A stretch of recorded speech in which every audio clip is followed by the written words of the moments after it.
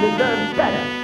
Gallywix has got to go. What's up everybody, Stankie here, and today I'm going over the best enhancement build for the Liberation of Undermine raid, both on Heroic and Mythic. Build rotation and some boss tips to min-max your damage. Starting off with the build linked in the descriptions. Currently, we pretty much play the same build for all bosses, which is a totemic build that works insanely well on single target and a ton of AoE damage and burst. Full Wind Fury, Storm Strike and Lava Lash approach with Elemental Blast, Primordial Wave and Storm, Physical Wolves with Witch Doctor's Ancestry because you really want to combine Doomwind's Primordial Storm with Feral Spirits, which is why we don't use Flowing. That, and they nerfed it a bit at the start of the season. So you want to go for 2 points in Elemental Assault. Vast majority of our damage comes from spamming Lava Lash and Storm Strike and everything they proc. And of course 2 points in Legacy of the Frost Witch for that 25% increased physical and frost damage. Mainly the physical part, but the frost does increase one of Primordial Storm's hits. Whoop whoop. And you want to aim to have close to 100% uptime on Legacy of the Frost Witch. Lastly, in the totemic tree, make sure to run Amplification Core and Earth Surge. So with that out of the way, let's go over the single target opener and rotation. The opener for this has a few steps you want to get right to get the most out of it. So I'll go over it step by step and break it down a little bit. So Surging Totem into Flame Shock, into Primordial Wave, into Lava Lash, triggering the Fire Mote, giving you Hot Hand. Then you want to Lava Lash every other global and weave in Storm Strike until you hit 10 Maelstrom. Then you spend on Elemental Blast, which in turn procs Legacy of the Frost Witch, which you want to follow with Feral Spirits, into Doomwinds, into Primordial Storm. Just remember to Lava Lash between these steps as long as Hot Hand is active. So Lava Lash Elemental Blast, Lava Lash Feral Spirit, Lava Lash Doomwinds, etc. Very important. After Primordial Storm, you continue with the standard rotation, which I'll go over in a bit.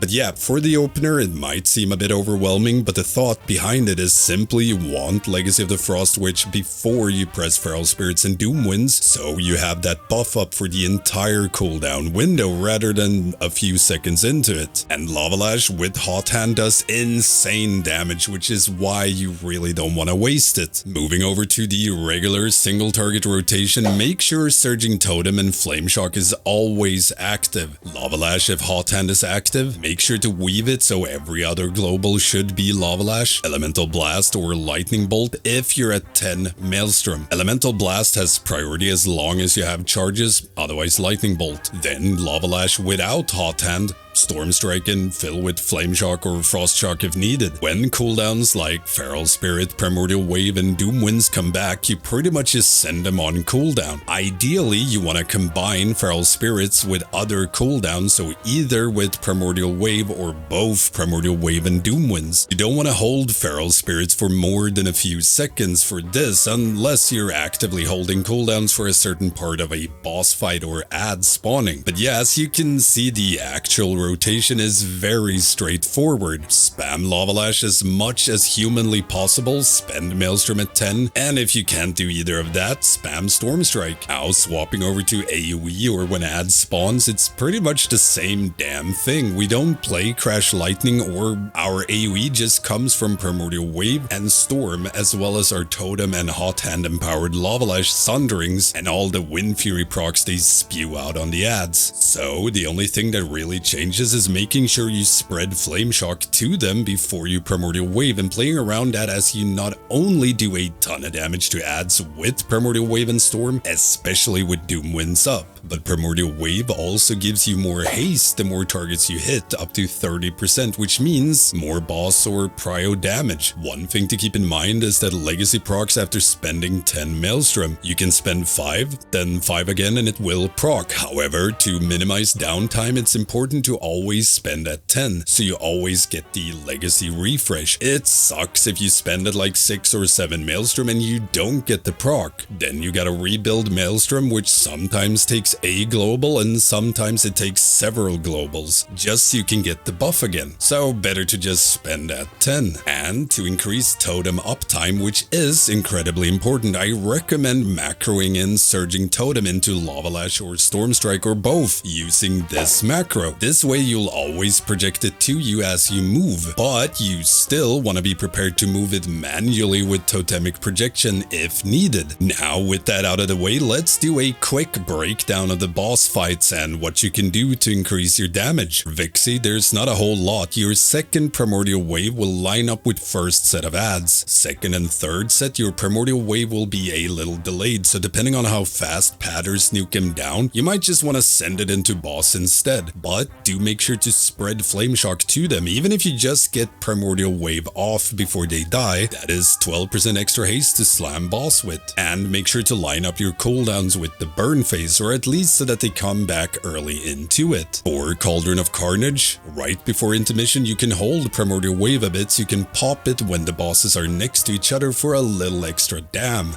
Now for Rik Reverb, you can either hold your first set of primordial wave to line it up with the first set of barrels after 25 seconds or so if you need more barrel damage, or just pop them on pull. Regardless, primordial wave won't line up properly until the third set of barrels, right before intermission. But do make sure to always spread flame shock to barrels for some extra lava lash damage from Ashen Catalyst. For Stix Bunkjunker, it is a little bit more out of your control, but you of course want to line primordial wave with adds on boss as often as possible. This can however be hard to plan around since balls bring the adds to boss, or they should, and you don't always know when. Especially in heroic when people tend to like to pad, so adds might even die before they reach boss. So if you have adds under control and brought to boss, line up primordial wave with that. Otherwise try to at least spread flame shock to adds. When you pop Surging Totem, your next flame shock hits up to 6 targets, so you can use this to dot up a clump of adds that has spawned if they're in range. Also, if possible, try to always refresh Totem if you get ball, so it can still nuke boss a bit. And for Sprocketmonger, there's not really some big brain DPS pad here, don't die. Or one-armed bandit, primordial wave will not line up perfectly for every set of real assistance, but that doesn't matter greatly as long as it comes up during them. Just want to make sure to get flame shock up on all 3 targets for your primordial wave so you get extra haste, and then you pop primordial storm on an add when boss is on top of it for some extra pad. For Mugsy, it's pretty much just send cooldowns as soon as they're ready. I hold them for a few seconds right before we swap from red to blue side so I can pop it on the shocker add with boss. Other than that, you can spread flame shock to the crawler mines. They don't take any damage, but it still counts as extra targets for Ashen Catalyst, so more lava lash damage and cooldown reduction. And if it ever lines up with primordial wave, you'll get more haste. However, don't go around chasing mines, but if they're around boss, you can spread it and possibly throw a flame shock or 2 if they're in range and hot hand hasn't procced. Lastly, for Gallywix, in phase 1, pop everything on cooldown, but hold your 4th primordial wave for transition into phase 2, which happens around 155, so that you can primordial wave and doomwind slap the adds, as long as they get stacked fairly fast, as you still have a few globals to cycle through. Spread flame shock, doomwinds, feral spirit, primordial wave, and then you get the big burst primordial storm. However, you can do a less optimal rotation here if you just want to pad and get your stuff off before those other nasty DPSers steal all your hard-earned pad. My pad! So, as the adds are spawning, pop feral spirits and doomwinds, spend maelstrom to proc Legacy of the Frost Witch, and as they're starting to gather up, you flame shock spread into primordial wave and primordial storm. You will lose some uptime on feral spirits and doomwinds, but you'll get your stuff off faster. Same thing in phase 2, you need to hold your primordial wave when it comes back right before Giga Coil, so you can have it to smash adds. And yeah, that's pretty much it for this guide. Don't forget the usual stuff, like, comment, subscribe, lightly slap that notification bell. If you have any questions at all, hit me up in the comments. And if you want to support my channel, do check out my Patreon, Twitch, or YouTube membership. It keeps my energy during consumption up, and you can also gain access to my Discord, shoutouts and videos, stuff like that. And yeah, thank you all for watching. I will see you in the next enhancement guide.